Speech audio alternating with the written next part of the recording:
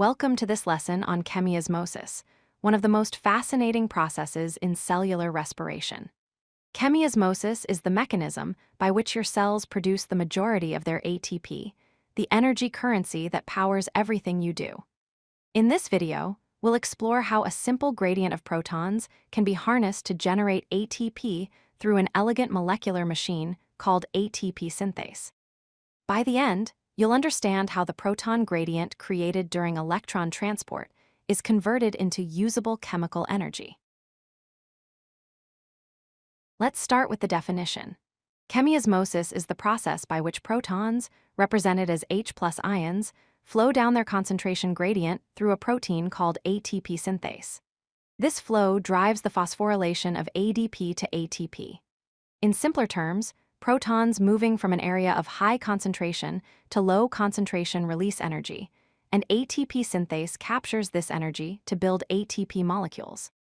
This process directly couples the electron transport chain we studied earlier to ATP production, making it the critical link between breaking down nutrients and creating usable energy.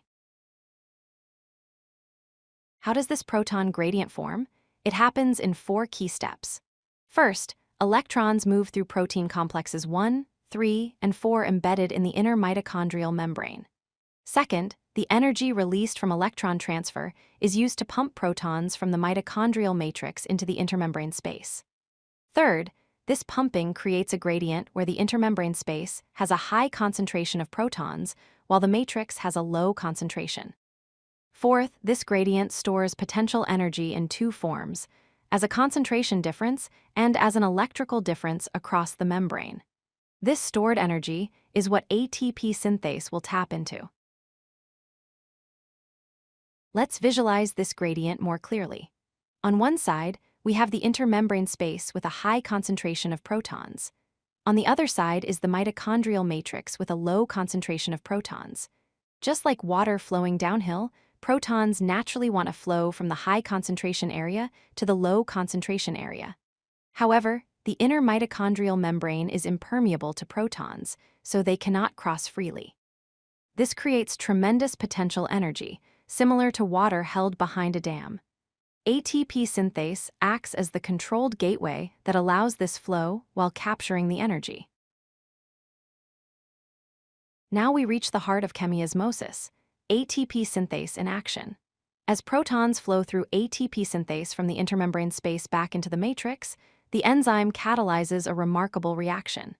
It combines ADP with inorganic phosphate, abbreviated as P subscript I, to form ATP and water.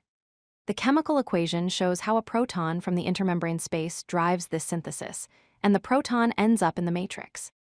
ATP synthase literally spins like a turbine as protons pass through it, and this mechanical rotation powers the chemical reaction that links phosphate to ADP. It's one of nature's most elegant molecular machines.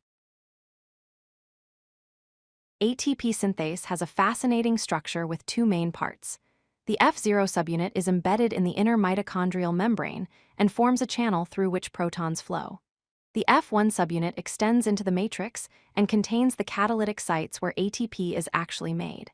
When protons flow through the F0 channel, they cause it to rotate like a rotor.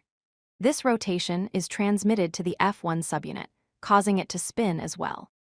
The spinning motion drives conformational changes in the catalytic sites that force ADP and phosphate together to form ATP.